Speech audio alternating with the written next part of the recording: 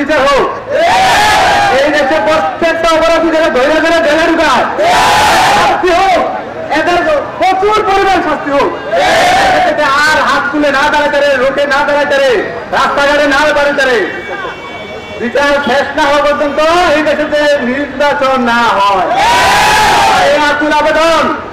এদের প্রত্যেকটা আহত শহীদ পরিবারের তারা এখনো খোঁজ খবর নেয় নাই। আমার ছেলেটা 3বার অপারেশন হয়েছে, কিন্তু আজ অবধি কেউ খবর নেয় নাই, বাসায় যায় নাই, একদিনও দেয় নাই। আমার ছেলে এই অপারেশন হয়েছে 3বার। আমি কিছু কথা বলতে চাই, কিন্তু বলতে চেয়েছিলাম না, তারপরে বলতে হয়।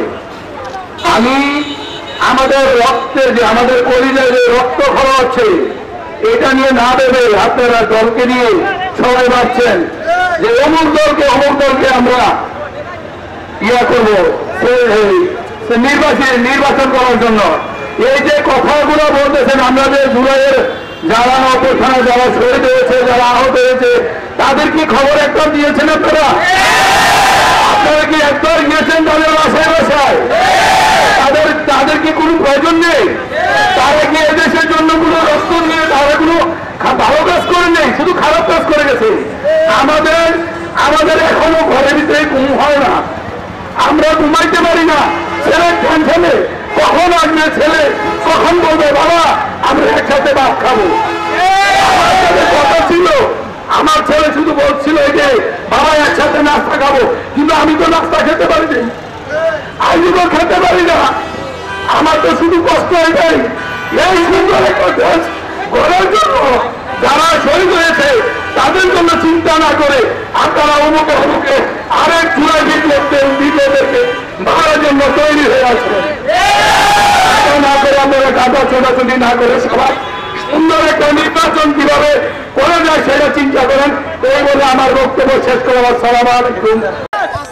বলেন বিএনপি নাকি আওয়ামী লীগের টাকায় চলে? এটা স্পষ্ট রাজনৈতিক বিপক্ষতার প্রমাণ। শহীদ রাষ্ট্রপতি জিয়া রহমানের আদর্শের অপমান, শহীদ রাষ্ট্রপতি জিয়া রহমানের অপমান, দেশনেত্রী বেগম খালেদা জিয়ার আপসীনতার অপমান, জনাব তারেক রহমানের অপমান, বিএনপির প্রতি লক্ষ লক্ষ নির্যাতিত কর্মীর প্রতি অপমান। আমরা আমাদের শ্রদ্ধেয় সাংগঠনিক সম্পাদক সেলিম ভূঁইয়ার 7 দিনের আলটিমেটামের পূর্ণ সমর্থন জানাই।